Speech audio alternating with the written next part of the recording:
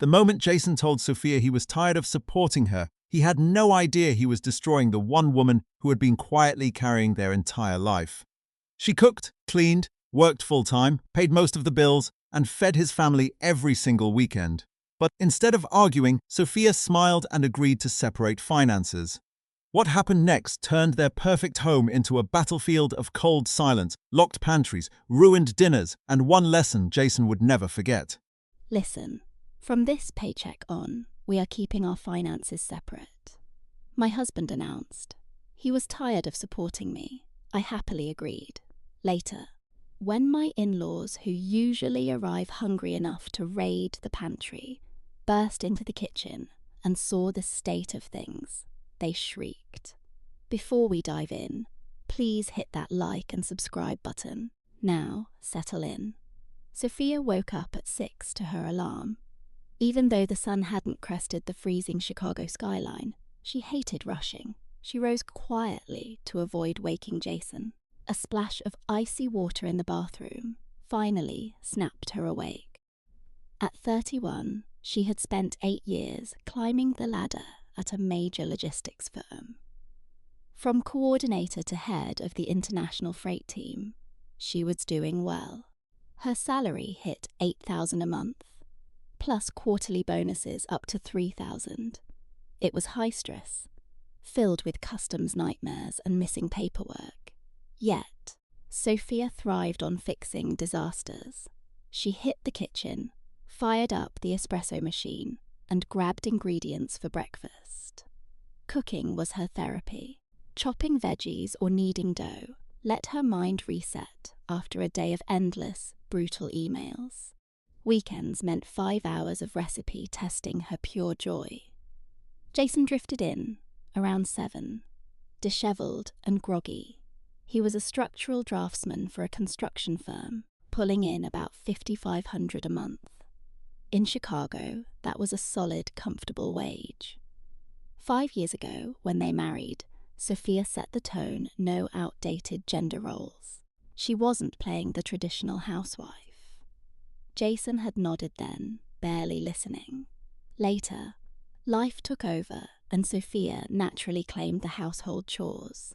Not because she had to, but because she enjoyed the order. She loved a clean home. Cooking became her escape, and Jason never asked for it. He just grew to expect it. That morning, they ate avocado toast with smoked salmon and fresh orange juice. Jason scrolled through his phone in silence. Sophia finished her coffee and watched him. He seemed miles away, but she didn't pry.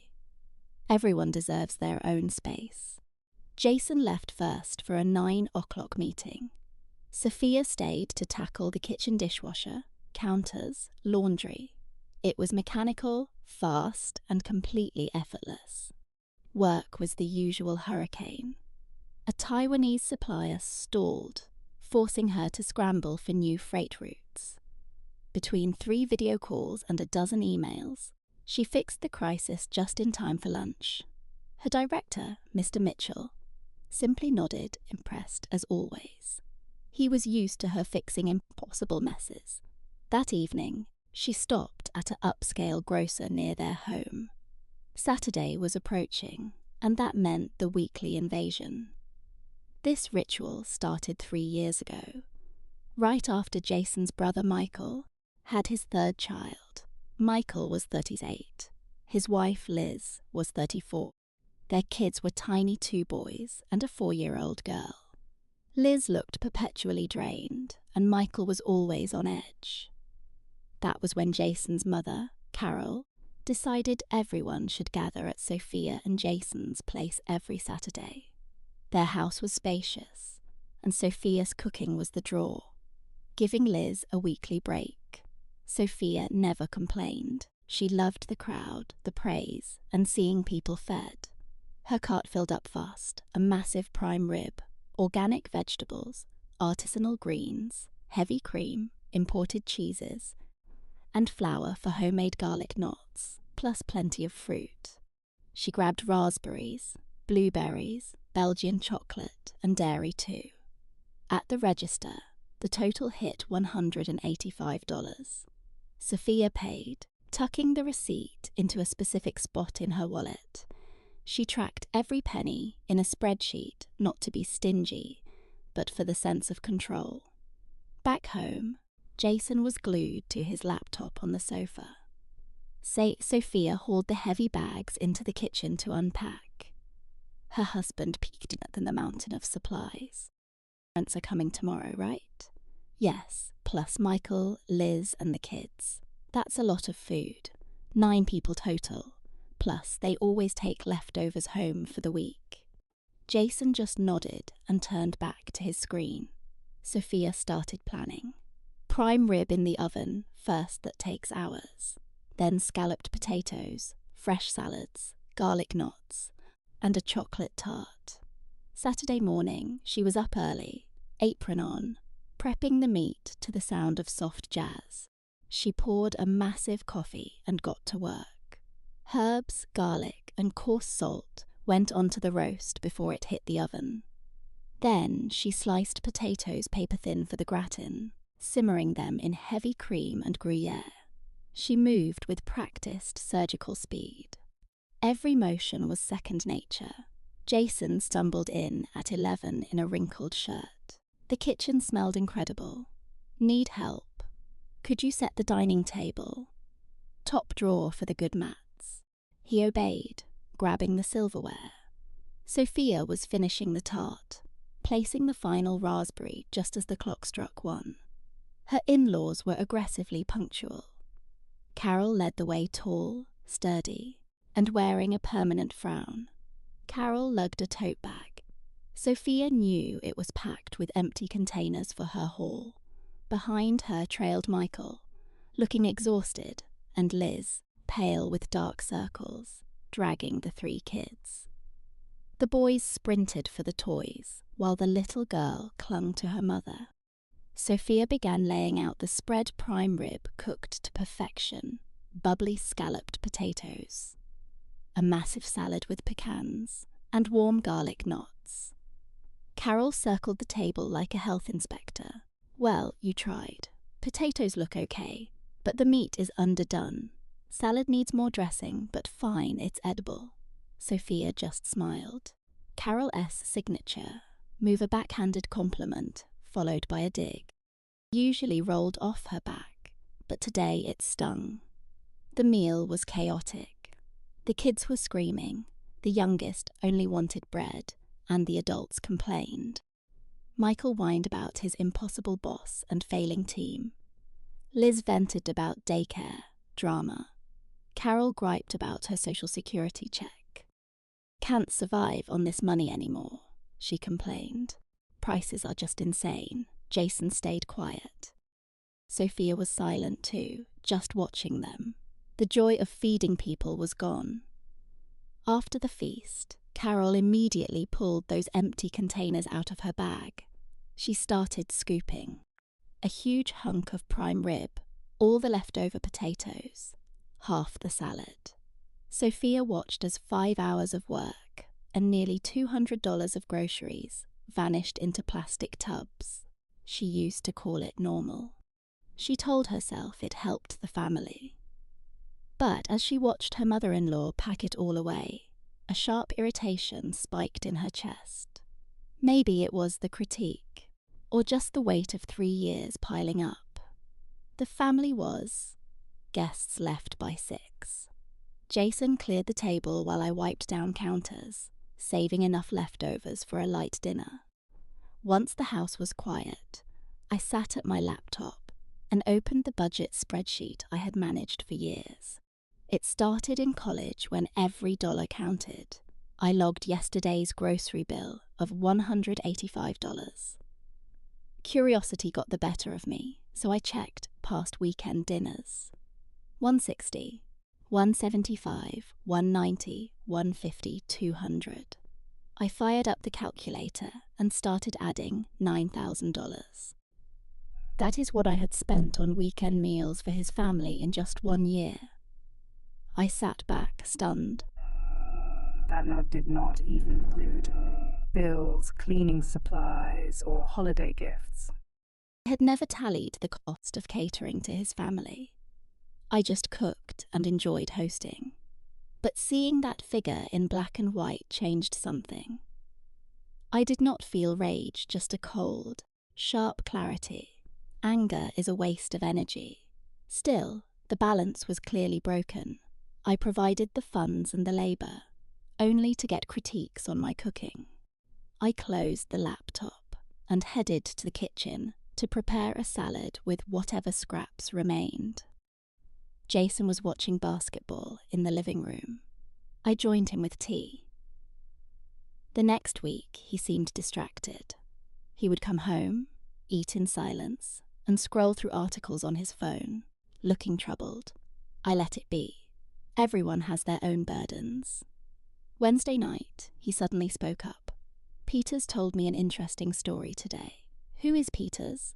A new guy in engineering, mid-40s. Divorced. I kept eating my salad. What did he say?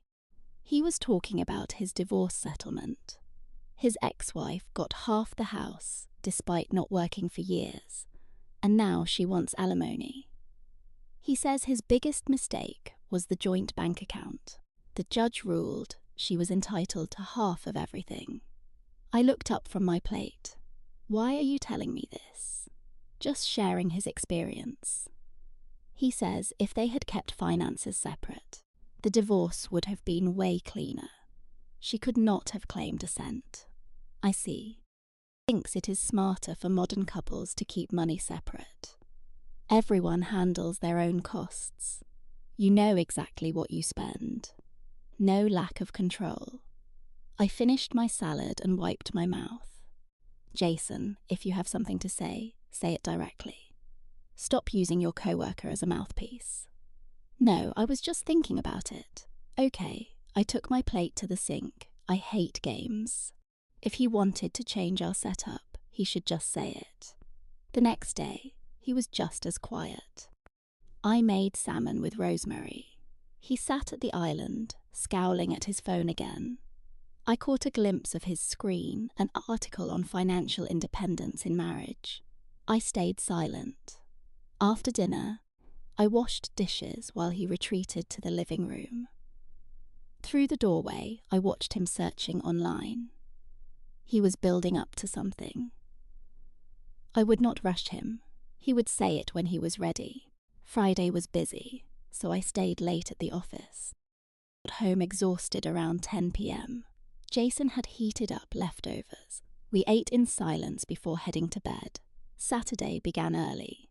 By 8, I was at a high-end market, grabbing ingredients for a salt-crusted sea bass. The recipe looked perfect. The base was expensive, $35 a pound, so I grabbed a 4-pounder. With organic veggies and artisanal cheeses, the total hit $170. Back home, I prepared the fish, encasing it in a thick layer of kosher salt. Into the oven it went. I added wild mushroom risotto and fresh salads. By 1 p.m. the table was set. The family arrived right on time. Carol walked in, sniffing. Smells like fish. Did you make sea bass? With how expensive things are. I didn't answer. She wandered off to the living room. The meal was a hit. The fish was perfect, and even the kids loved it. Michael looked satisfied, though Carol complained. The risotto was mushy, and the lemonade was too tart. Classic. Would never leave without a dig. I thought about the $170 and 5 hours of labour it took to earn that complaint. As everyone finished, Carol reached for her Tupperware. Then she turned to me. Hey Sophia, did you know young couples are keeping their money separate now? I stopped clearing plates. Separate. Yes, each person manages their own paycheck. She said it was convenient for everyone. It prevents arguments about spending and builds responsibility. I set the plates down. Where did you read that? On the internet. There are plenty of articles. I sent one to Jason. Right, honey? Jason went bright red and nodded. My mind went cold. I finally saw the full picture. Carol had planted the seed. He consulted his bitter co-worker, and she was now forcing the issue in front of everyone. "I see," I said. Carol, emboldened by my silence, kept going. "I read that joint accounts are a relic. Since you both work, why not be independent? It is the modern way." "Very modern," I agreed. She kept going, expecting more pushback. "You work hard, Sophia. Why not try it? Everyone keeps their cash. It is absolute freedom." I nodded and walked to the kitchen with the plates. Behind me, she started stuffing her containers. She packed half the fish, all the risotto and the lemonade. A free haul for the whole week. They left late. Jason cleaned in silence while I loaded the dishwasher. We were done talking. Once the kitchen was spotless, I went to my office and pulled out my shoebox of receipts. I downloaded my statements and started crunching the final numbers. Weekend dinners for his family reached $9,000 a year. Our household groceries were $6,000. Utilities were $3,000. Split, that is $1,500 each. Cleaning supplies cost $1,200, and my clothes were $1,500. I was ready. Sophia crunched the numbers. Gifts, holidays, and regular bills ate up almost her entire $8,000 monthly salary. She was left with $500 for herself. Meanwhile, Jason contributed a measly $150 to shared expenses. Jason kept $4,500 for tech toys, beer nights, and his mother. He spent on himself, always. She closed her laptop. Financial independence. It was a bold idea. She wondered how long Jason could actually handle it. Sophia sipped tea, smiling. A fascinating experiment was starting. Jason had been acting restless, clearly itching to say something. She watched him like a scientist at a lab bench. He brought up his co-worker Peter and some article about money. He claimed shared finances lead to resentment. Sophia kept chopping tomatoes. She asked him if he felt taken advantage of. She gave him zero help, let him sweat. Wednesday night, he was waiting on the couch when she got home. Was silent. After her shower, she found him picking at a pillow. He finally told her they needed talk. She waited. He looked anxious, pinching the bridge of his nose. Sophia knew that tell. He wanted to change things. Suggested managing money separately. Modern, fair, and conflict-free. She questioned if they even had any financial conflicts at all. She pressed him. Why the sudden need for freedom? He finally blurted it out, terrified of losing his nerve right there. He told her he was tired of supporting her. Cold, hard silence. The words she expected had finally been spoken aloud. She smiled slowly. He braced for a fight, but she agreed. She loved the idea of separate, modern, equitable finances. Jason was stunned. He had rehearsed a massive argument, but instead he got immediate, cheerful compliance from his own wife. She kissed his cheek and went to bed, leaving him totally bewildered. He didn't know whether to cheer or panic. She felt icy calm. Jason wanted his own way. He was going to get exactly that, along with the consequences. She was a woman of action. She rose early, dressed sharp, and prepared for a very different kind of morning. Jason was still snoring. She cooked breakfast, but only for herself. 3 eggs, some salt, a hot, sizzling skillet. She added avocado and premium lox to her sourdough toast. She sat at the island, checking emails while she ate. She enjoyed every bite. Jason finally shuffled in, freezing when he saw the single place setting. She ignored him completely. He demanded his breakfast. She told him to cook his own, citing the new rule of separate, individual financial responsibility. He was floored.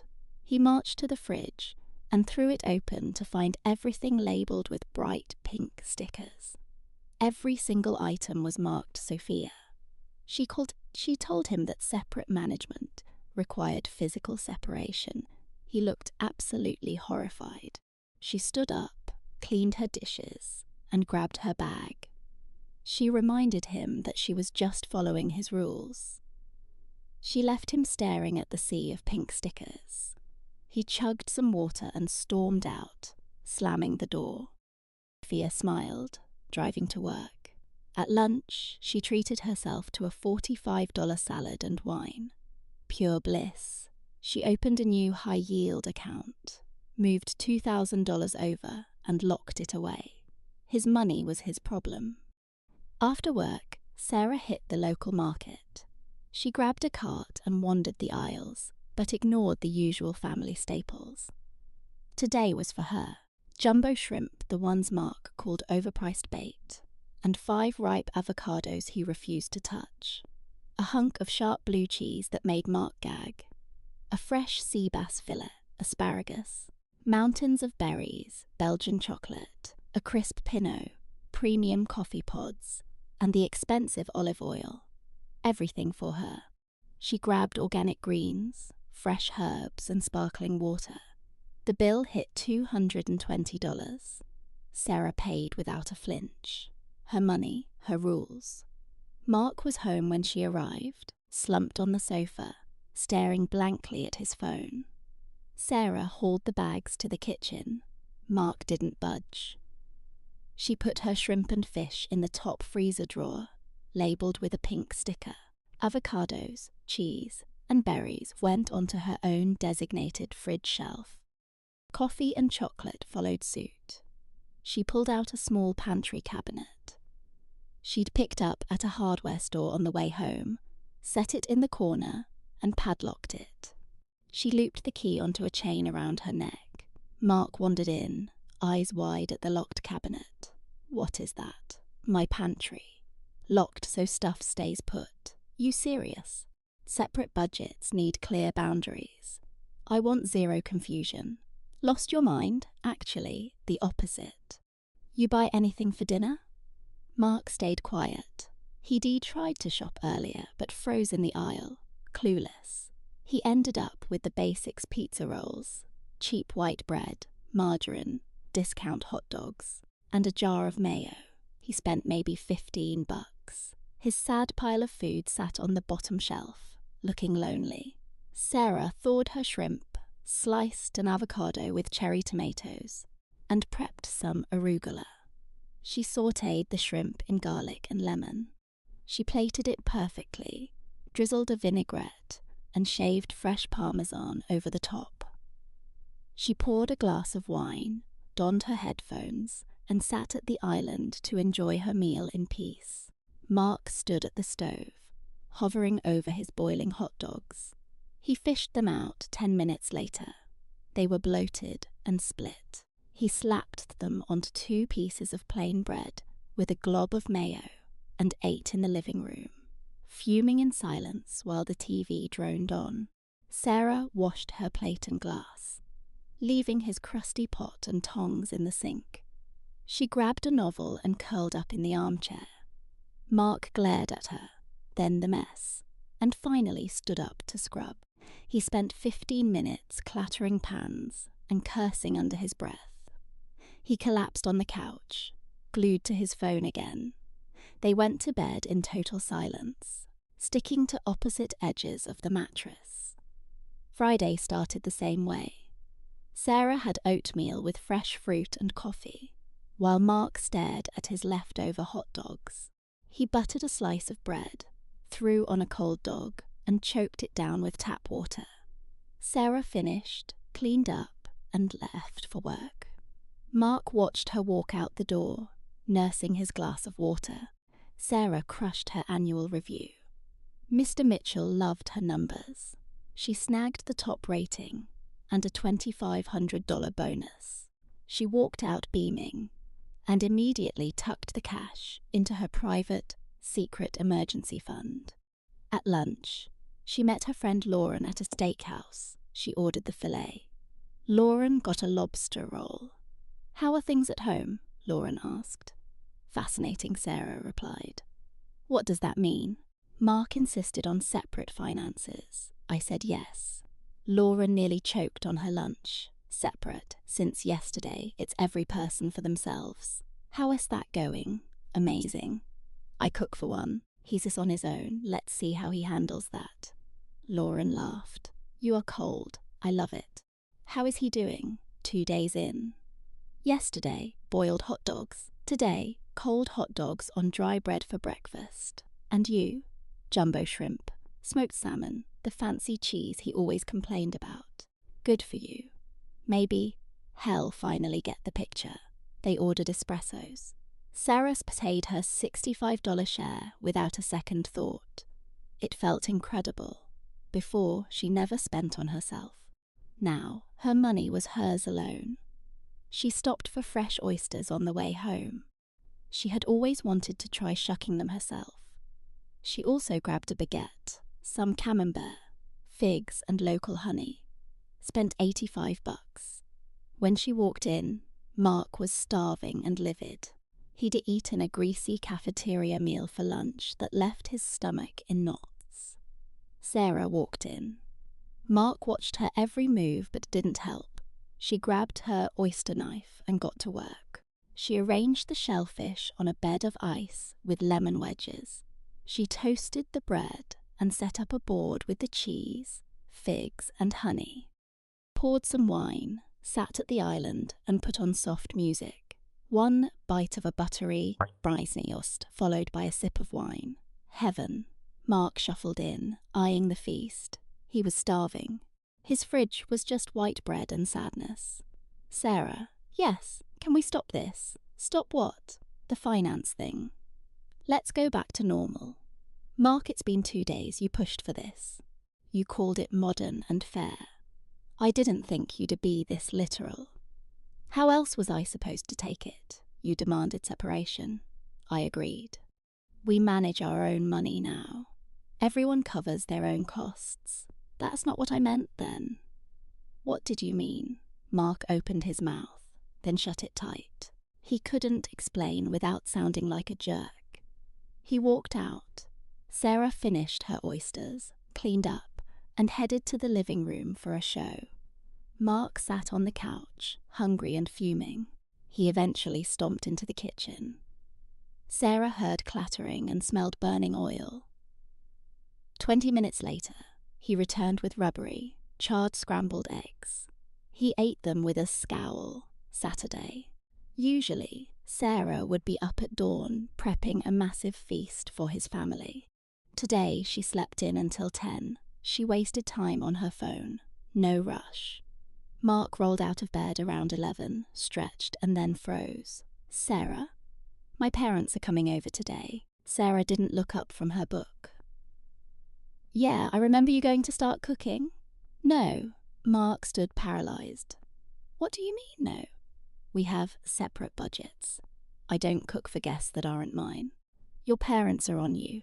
You want to feed them? You cook or you order out. Sarah, you can't do this. Not.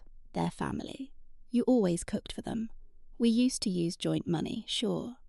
Now, we have separate accounts. So host them on your own dime. The rules change the rules you set. Mark grabbed his phone and bolted to the balcony. Sarah heard him frantically arguing. He tried to get his mom to cancel, but she was already on her way.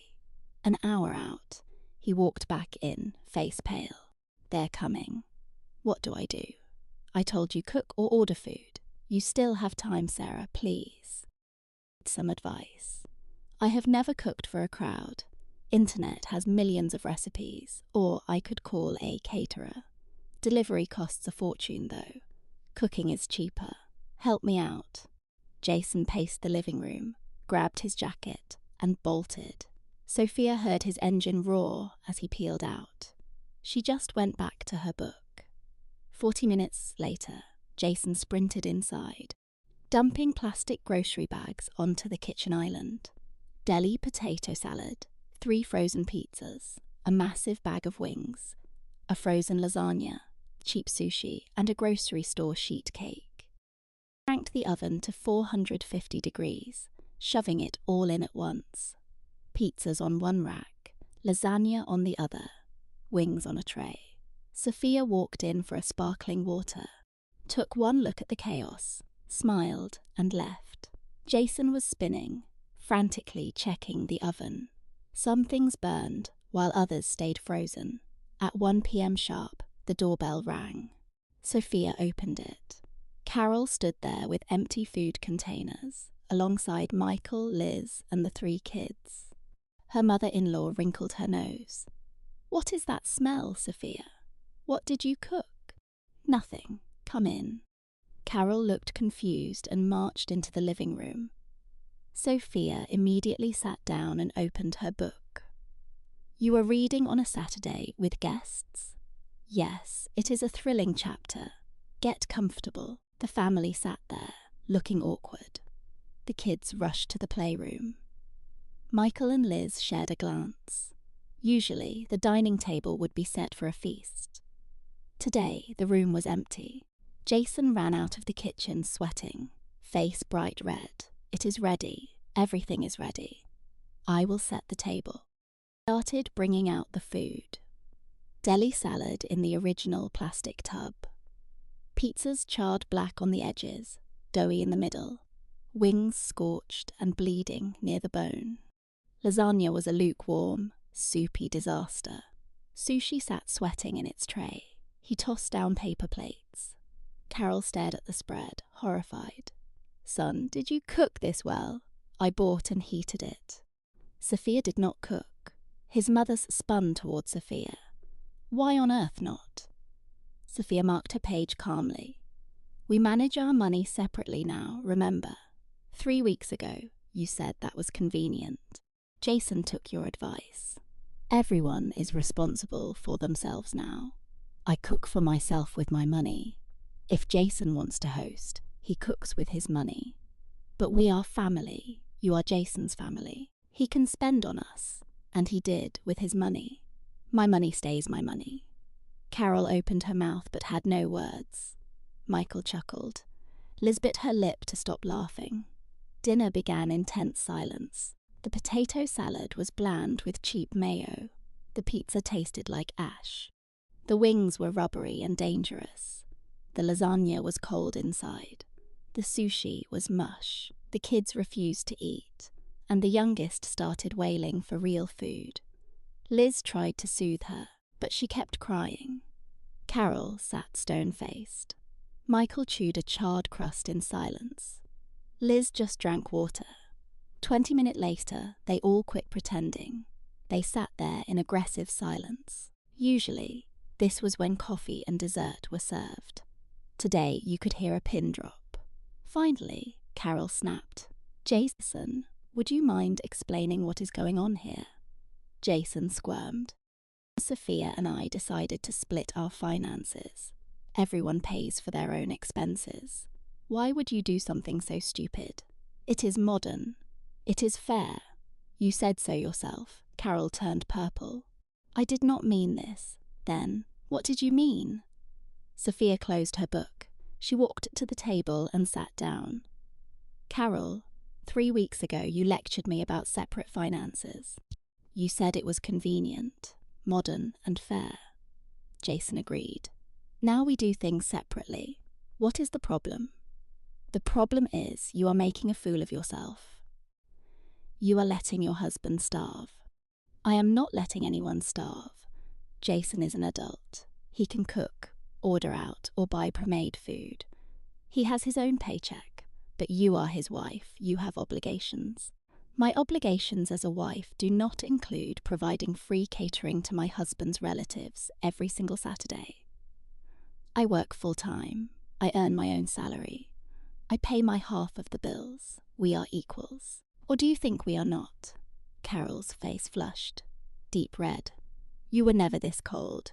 No. I used to cook for you with joy because we were a family. But since you insisted we operate as separate entities, we are not a family. We are individuals responsible for ourselves." Michael let out a sharp, dry laugh. "Jason, Sophia is right." "Michael?" his mother gasped. "Mom, drop it. She is 100% right. We got used to coming here and eating for free off Sophia's dime and labour. She spent a fortune in hours cooking for us. We have been absolute freeloaders." Liz nodded. "Your brother is right. I always felt guilty, but you kept saying it was normal and Sophia loved it." "I did love it," Sophia said, "as long as our budget was shared. Now that it is separated, the rules have changed." Carol clamped her mouth shut. Suddenly, she stood up and grabbed her bag. "We are leaving, kids. Get your coats." Michael and Liz gathered the crying children. At the door, Michael turned to his brother. "Jason, think hard about what you are doing. Sophia is not the villain here. You started this idiotic game." The door clicked shut. Jason stood alone in the dining room, looking at the ruined food, the dirty paper plates, and the closed door. Then he looked at Sophia. She walked back to the couch, opened her book, and started reading.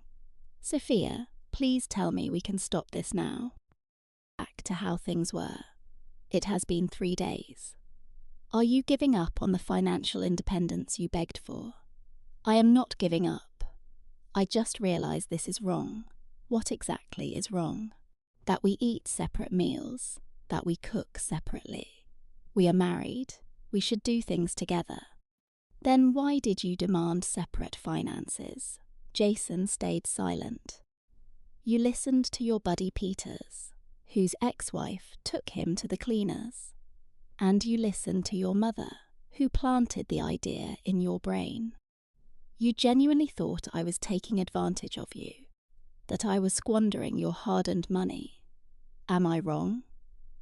"It was not exactly like that." "It was exactly like that.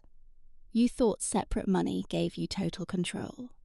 If I spent only my money and you spent only yours, everything would be perfect. But you never stopped to think that separate finances means separate lives. Complete individual responsibility for everything in the house." Jason sank onto the sofa, burying his face in his hands. "I have been a complete idiot." "Yes, you have, but you can fix it." He looked up, hopeful you forgive me. "It is too early for forgiveness. First, you need to comprehend what you actually did." Sophia put her book down, grabbed her laptop. She sat next to him, opening her master budget. "Look, these are our household expenses for the last 12 months. Every receipt is attached." Jason stared at the numbers. His eyes widened in horror.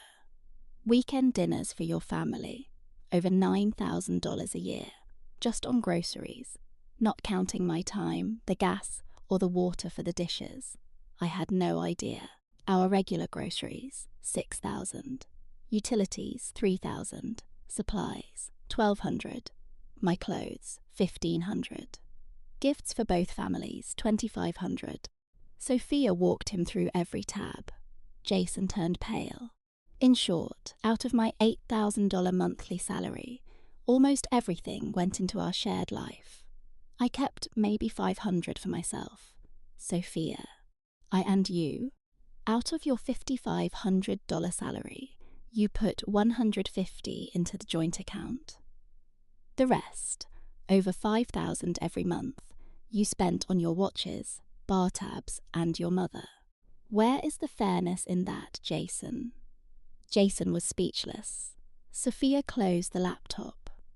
"That is why I agreed to separate finances, so you could see exactly how much I contribute to this marriage, and what was my reward. Being told my roast was slightly overcooked." She stood up and left the laptop on the table. "Understand this, and then we can discuss forgiveness." She stormed into the primary suite and locked the door. Caleb sat alone on the sofa, staring at nothing. His head reeled. He truly hadn't known. He hadn't crunched the numbers. He hadn't considered it. He just assumed Elena handled the cooking, the cleaning, and the home. He thought it was normal. In reality, he was the deadbeat. He had been living in luxury. fully subsidized by his wife's hard work, while paying nothing. Then he had the nerve to tell her he was tired of supporting her. That night, he tried cooking. Boiled pasta, dumped cold sauce over it, a total disaster. He forced it down. Alina walked out, seared a perfect steak with roasted vegetables, and ate at the island. He ate in the living room. Silence. Sunday felt suffocating. Caleb tried cleaning, but had no idea where the supplies were. He vacuumed once and gave up. Tried doing his own laundry, used the hot water setting, and ruined his favourite sweaters. Alina ignored him. She worked, read, and watched movies, treating him like a ghost. That afternoon his mother called. He went to the balcony. A brutal talk. Brenda demanded an apology, threw blame, and laid on the guilt. Caleb tried explaining the finances, but she refused to hear it. When he walked back in, he looked drained. Alina noticed, but stayed silent. They slept on opposite sides of the bed. Caleb didn't sleep at all. Alina slept soundly, her conscience clear. Monday began week 2. Caleb left early, skipping breakfast. He couldn't cook, and buying fancy coffee every morning was killing his bank account. Alina enjoyed her oatmeal and espresso before driving to work. Her day was non-stop. Shipping crisis in Asia, messed up paperwork. Alina spent 3 hours on the phone, sending emails and coordinating logistics until the shipment moved. At lunch, she sat with a manager from accounting. They talked shop and the local weather. Alina didn't say a word about her marriage. She never aired her business. That night, Caleb got home late. Alina had already finished a meal of scallops. He checked the fridge. His shelf held a half-eaten loaf of white bread and a sad, lonely hot dog. He forgot to shop. He chewed the dry bread, washing it down with tap water. Alina sat on the couch watching a movie, never glancing his way. Tuesday, Wednesday, Thursday, the same misery. Caleb scavenged at his office cafeteria. He bought fast food on his commute, or just ate dry bread. In 1 week, he blew through $300 on junk food. His dress shirts were wrinkled, he couldn't iron. His side of the bathroom was filthy, he couldn't clean it. Dishes piled up in the sink. Meanwhile, Alina thrived. She cooked gourmet meals, crushed her goals, and grabbed drinks with friends. She looked great. By Friday, Caleb reached his breaking point. He saw Alina in the kitchen making duck. It smelled incredible. He sat at the island watching her work. Finally, he spoke, voice cracking. "Alina, can we talk?" She turned around. "I am listening. I am sorry. I am so deeply, truly sorry. I get it now. I was completely wrong. I was selfish.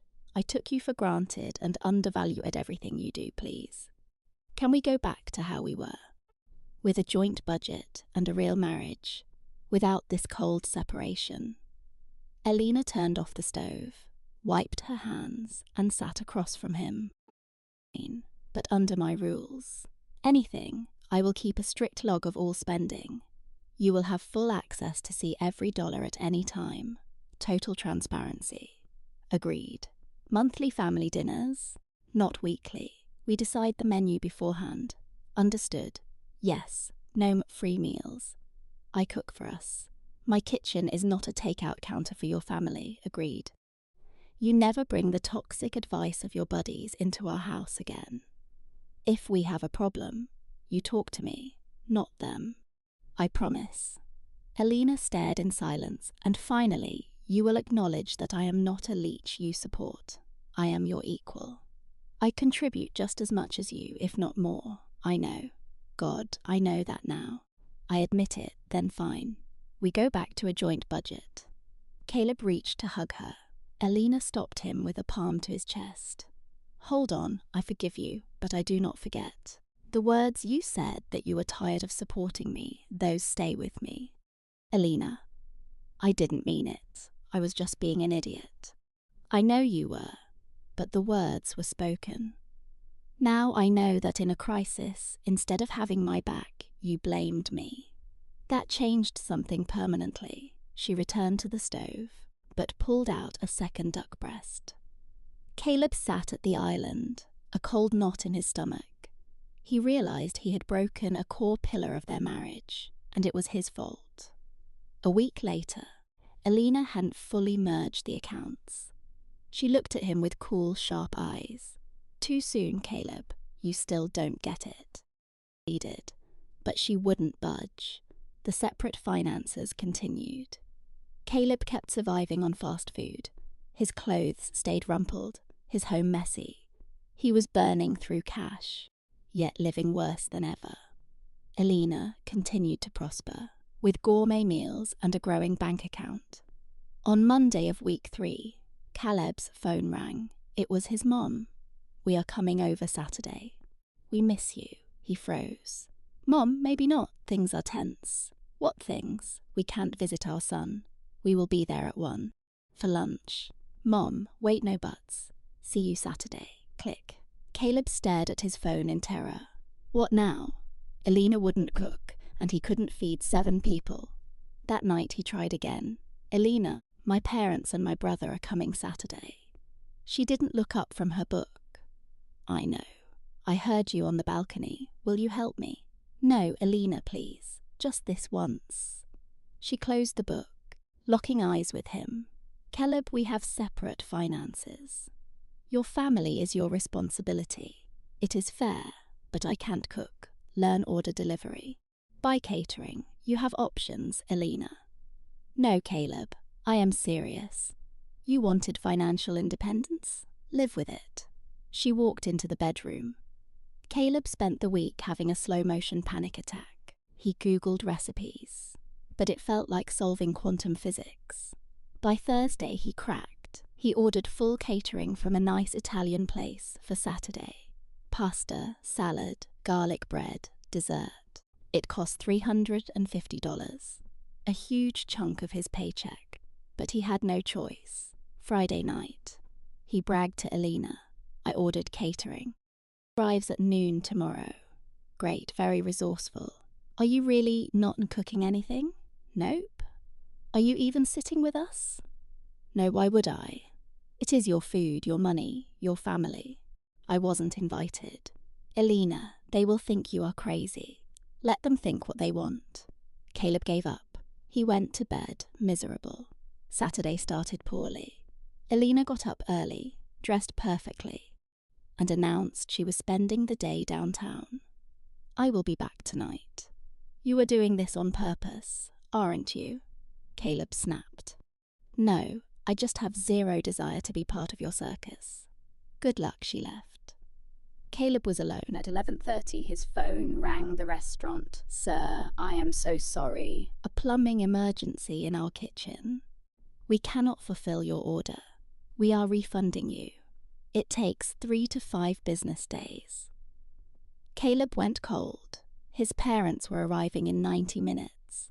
He grabbed his coat and sprinted to the store. He ran down the aisles, hyperventilating. What could he make? He grabbed the cheapest penne, generic marinara, bread and butter. He had almost no money left until his next paycheck. He ran home, ripped open a box, and stood paralyzed. How do you boil it? How much water? How long? He guessed. He filled a pot with a tiny bit of water, cranked the heat, and dumped 2 boxes in. With barely any water, the pasta fused into a solid, starchy brick. Jason cursed, scraping it out before dumping the burnt mess. He checked the clock. 12:45. Guests in 15 minutes. Panic set in. He grabbed the last box of pen. He ripped it open and dumped the raw, dry noodles onto 3 paper plates. He set the table with nothing but those plates of hard pasta. At 1 o'clock, the doorbell rang. Jason looked like a ghost. Carol barged in, her Tupperware bag swinging. Michael, Liz, and the kids followed. "Smells weird," Carol noted. "Smells like nothing. Did Sophia skip cooking?" "Come in," Jason whispered. They shed their coats. The kids sprinted away. Carol eyed the table. Food not ready? It is, Jason stammered. I will get it. Jason brought out the 3 paper plates of dry, uncooked pasta. Silence hit the room. Everyone stared at the raw pen. Michael spoke first. What is this? Jason, sweating buckets, stayed silent. Carol grabbed a noodle, trying to snap it. It is raw. Just then, Sophia stepped from the hallway. She had not gone out. She had been waiting in the bedroom. The family turned. Sophia stood there with a terrifying, calm smile. You did this on purpose, Carol shrieked. What kind of garbage is this? Sophia strolled over, glancing at the raw pasta and her in-laws. Eat up. We manage money separately now, remember? She faced Jason. Only enough cash for dry noodles, right? Try not to break a tooth. Dead silence. Carol was stunned. Michael coughed, hiding a laugh. Liz covered her face. Jason looked pale. Sophia, you stayed? He whispered. I was in the bedroom, watching you suffer, waiting for this moment. Why? To prove a point, she said, scanning the in-laws. So everyone here understands what separate finances actually mean. Carol found her voice. Are you mocking us? We are family. No. Sophia cut in coldly. You are Jason's family. And you demanded separate finances, Carol. Remember? 3 weeks ago, you called it modern and convenient. I did not mean this. Then what did you mean, that I fund your lifestyle while you all eat for free? That is not how it works. We are family, not freeloaders. Family that visits every Saturday to pack Tupperware with my food. A family that, in 3 years, ate $27,000 of my money without one thank you. Carol went pale. I did not know that. You did not care to know. You showed up, gorged, critiqued, and packed bags. I did the work and paid the bills. My reward was complaints about my cooking. Sophie's is right, Liz said softly. We absolutely took advantage of your kindness. Michael nodded. She is right. Carol looked at her son and the raw pasta. This is humiliating. Yes, Sophie agreed. It is the exact humiliation I felt when Jason accused me of being a freeloader. Despite me funding our entire home, she turned to Jason.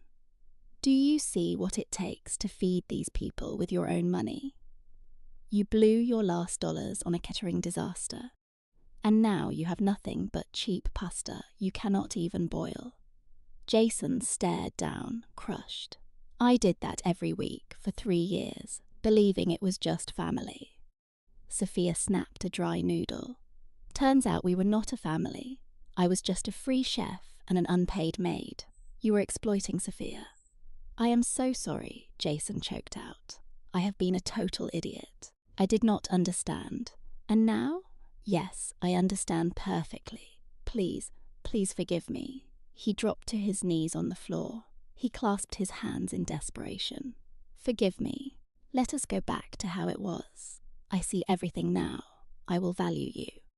I will not listen to my mom. Just please forgive me. Sophia watched him for an agonizing minute. The room held its breath. Get up, Jason. He scrambled up, face streaked with tears. I forgive you. Jason let out a shuddering sigh and reached for her. She stopped him with strict conditions. Anything. Back to a joint account. But I control the ledger. You will see where every cent goes. Agreed. Monthly family dinners only. Agreed. No more Tupperware, ever. You eat what is served. If you want takeout, pay for it yourself. Carol flinched, but Michael silenced her. It is fair. Jason nodded frantically. Done. No more outside marital advice. If you have an issue, tell me directly. I swear, Sophia's voice turned deadly. Finally, acknowledge that I am not a dependent. I am your equal partner. I contribute more to this home, and you will respect that. Jason nodded, wildly weeping. Yes, I swear you do everything for us. You are the best thing that ever happened to me. I am so sorry, Sophia sighed. Fine. Starting Monday, Finances are joint. Jason lunged to hug her. She patted his back stiffly, then pushed him away to face his parents. Carol, please stop giving marriage advice when you know nothing about our finances. You nearly destroyed my marriage. Her mother-in-law stared at the floor. I am sorry, Sophia. I did not think it would lead to this, I know. That is why I am letting it go. Liz hugged Sophia.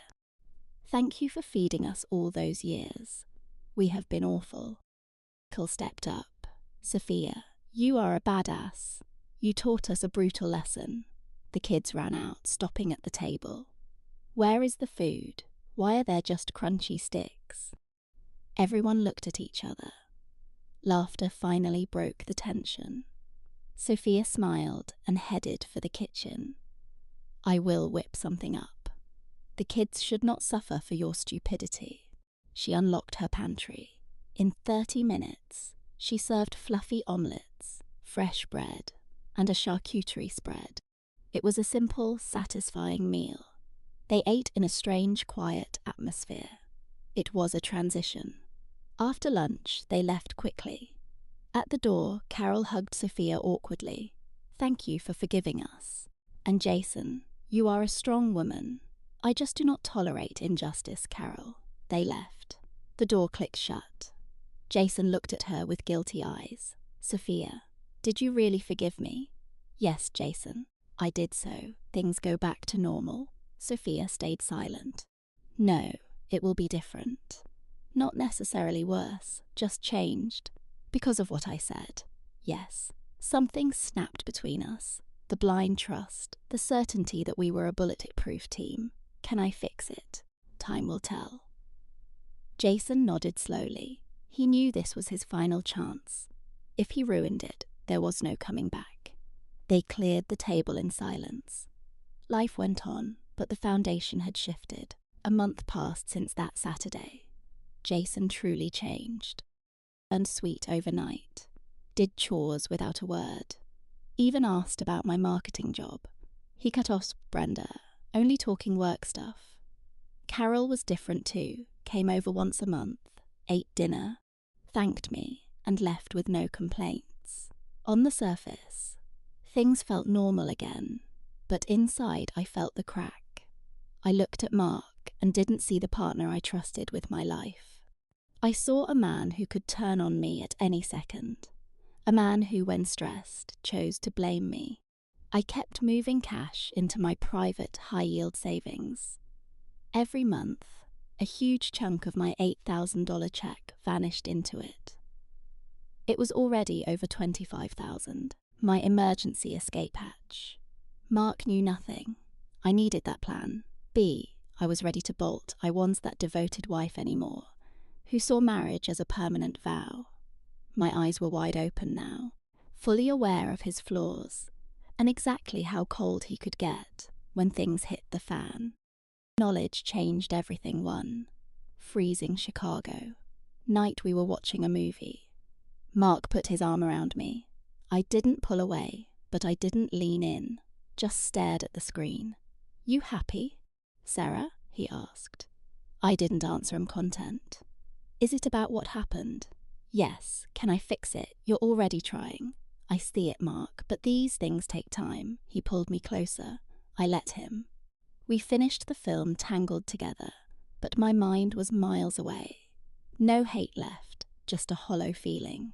Where love once lived, only caution remained. I didn't hate him, but the spark was dead. That piece of me died the second he told me I was a burden. No amount of grovelling could ever bring that back to life. The death was final, and that was the real tragedy. We kept living together, sharing a bed, eating at the same kitchen island. To the world, we were a successful Huygening couple, but the lights were out inside. Mark held on to hope, but I knew. I had forgiven, but I hadn't forgotten. Some wounds just don't heal. They turn into ugly, permanent scars. Every time I looked at Mark, I saw the scar. I remembered the betrayal. I kept my walls high because I couldn't fully trust him. Without absolute trust, intimacy is impossible. A year passed then too. We lived a peaceful, quiet life. Mark kept trying. I kept my distance. My escape fund grew. 40,000, 60, 85. One evening, Mark stared at me. "Sarah, will you ever really forgive me?" My face stayed blank. "I forgave you that day, Mark, but forgiving isn't forgetting, and it certainly isn't trusting again. So you don't trust me? Not like before. Can I ever earn it back? I don't know. Honestly, probably not. Why stay?" I looked at the snow. Habit, I guess.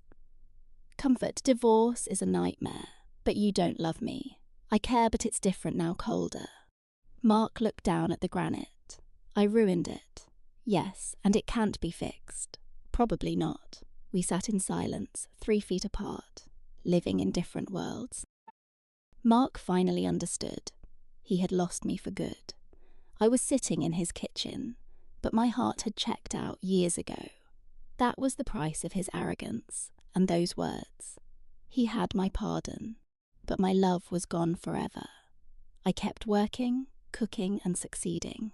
Outside, nothing changed, but inside, I was already free. Emotionally, I was done. I stayed out of routine and to avoid the legal headache of a split. But the love, it was gone. I knew one day I would walk out. Maybe not today or tomorrow, but eventually. A life without love is only half a life, and I was never the type to settle for that.